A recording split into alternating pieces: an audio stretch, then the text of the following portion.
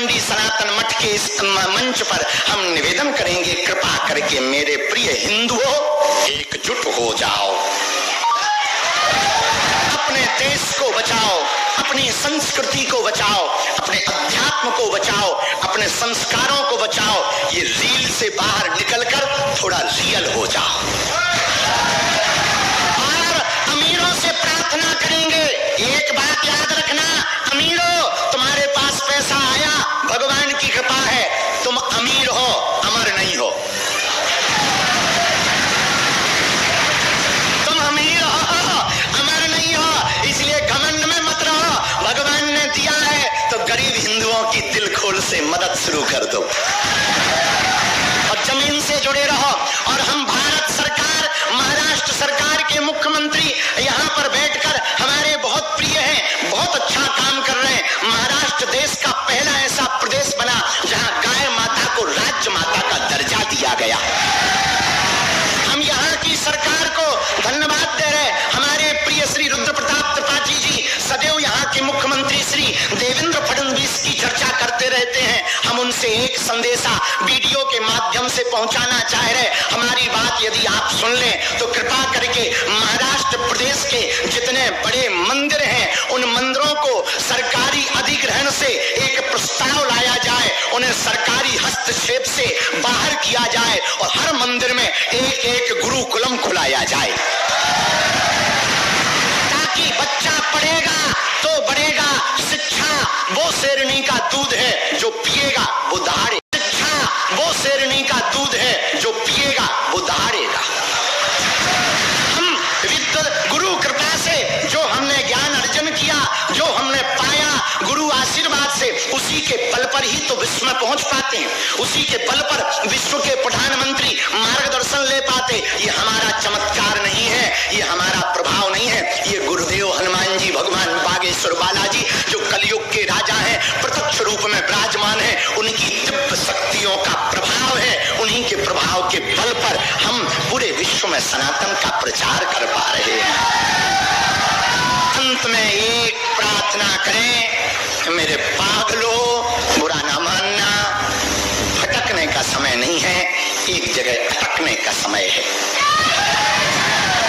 भटकोगे, हमने बहुत भटका, तुम्हारी तरह हम भी भटके, तुम्हारी तरह हम भी बहुत जगह गए, तुम्हारी तरह हमने भी विपत्तियां देखी, तुम्हारी तरह हमने भी रातें सुनी देखी, हमने तुम्हारी तरह हमने भी बरसात में कीचड़ देखा, तुम्हारी तरह हमने भी अपने घर में त्योहारों पर खुशियां नहीं देखी, हमने भी अपने बचपन को मारा, हमने भी अपने मन को मारा, हमने भी अपने भोजन को त्यागा, हमने भी अपनी नींद को त्यागा, लेकिन कभी भी हनुमान जी की सेवा नहीं छोड़ी। अंत में ये कहना चाह रहे, यदि तुम बजरंग बली को नहीं छोड़ोगे वो तुम्हारे दिन बदल देंगे। तुम बागेश्वर बालाजी को यदि नहीं छोड़ोगे वो दिन बदल देंगे। हाँ, परीक्षा बहुत लेंगे, घबराना मत, हमारी भी लेते हैं, आज भी ले रहे हैं, हम तो रोज परीक्षा देते हैं दूसरों के हित के लिए दिन रात सोचते। कभी हम माँ को भी समय नहीं दे पाते। आजकल हमारी माँ कई महीनों हमसे नहीं मिल पाती, लेकिन मन में यही रहता है कि यदि हम वहां समय दे देंगे, सनातनियों का क्या होगा, देश का क्या होगा, हॉस्पिटल का क्या होगा, अन्नपूर्णा का क्या होगा, दरबार का क्या होगा, जो हमसे आस्था से जुड़े हैं उनकी भावनाओं का क्या होगा, उनके विचारों का क्या होगा। कईयों के घरों में अंधेरा मचा है, यहाँ जरूर हमारे सामने मुस्कुराते हैं, उनके जीवन में बड़ी विपत्तियां। विचार करना, जिसकी बच्ची प्रेत बाधा में भाव खेलती हो, उस माँ बाप पर क्या गुजरती होगी। विचार करना, जिनका बालक चल नहीं पाता, उस माँ पर क्या गुजरती जो 20 किलो का वजन लेकर आती है। और हम अपने सेवादारों से प्रार्थना करेंगे, कृपा करके तुम चिकना मुंह देख करके अमीरों को मत मिलाया करो, तुम में हिम्मत हो सेवा की, कभी गरीबों को मिला दिया करो।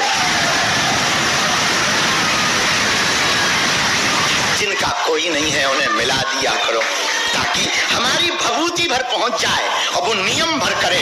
हमें भरोसा है भभूति भर पहुंचने से, नियम भर करने से, पर्चा बने या ना बने, काम सफल होगा। मेरे पागलों, तुम एक बात याद रखना,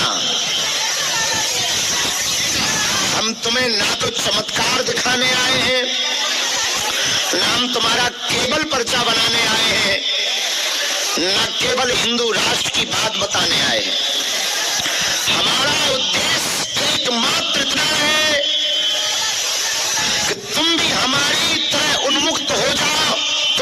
हमारी तरह हो जाओ। हम तुम्हारे अंदर ऐसी खुशबू चाहते हैं, हम तुम्हारे अंदर ऐसा प्रेम चाहते हैं, हम तुम्हारे अंदर ऐसा भाव चाहते हैं, हम तुम्हारे अंदर ऐसा फक्कड़पन चाहते हैं कि भले ही जेब में 2 फूटी कौड़ी ना हो पर चाल सम्राटों जैसी हो, मुस्कुराहट बादशाहों जैसी हो। भले दुनिया लुटती हो लुट जाए, जो होना हो सो हो जाए, जिसको भला बुरा लगना हो लग जाए, तुम तो खिलो खेलो और खुश रहो।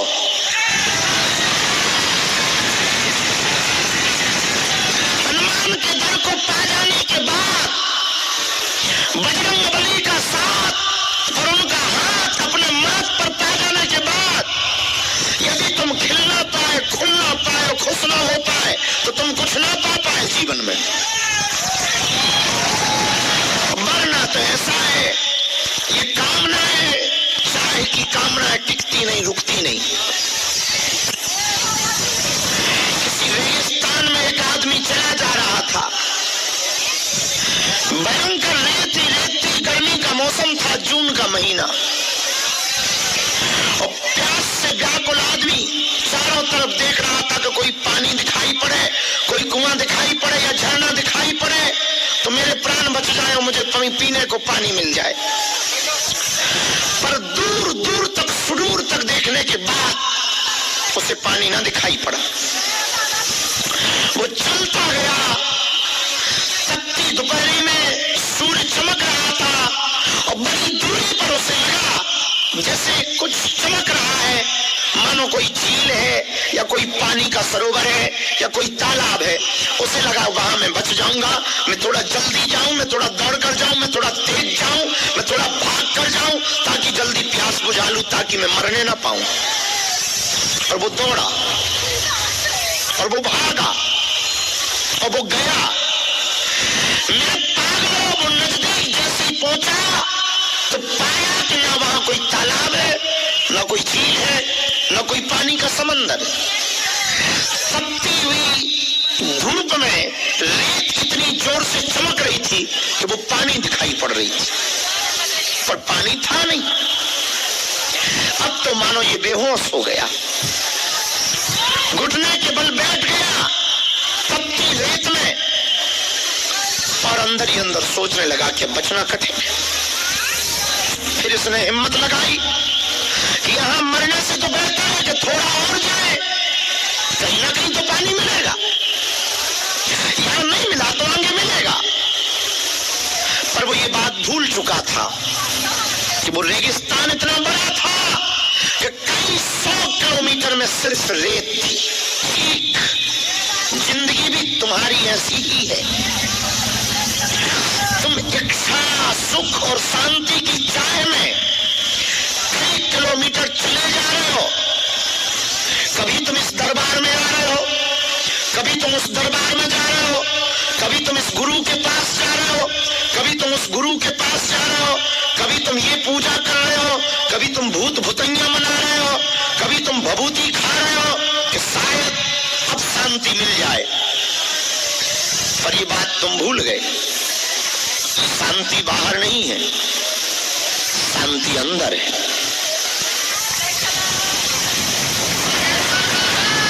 बाहर परमात्मा नहीं है, परमात्मा अंदर है। वो तुम्हारे मन में बैठा है और उसको देखने के लिए दौड़ने की आवश्यकता नहीं है, बैठने की आवश्यकता। इसलिए पहले के जितने दरबार लगे हमने एक बात हमेशा पुकार के कहा और बहुत सावधानी पूर्वक बार बार कहा, और आज फिर हम तुमको चेता करके सावधान करके भेजना चाह रहे हैं तुम्हें घर, कि शायद तुम हमारे पास से कुछ ले जाओ, शायद तुम हमारे पास से कुछ पा जाओ।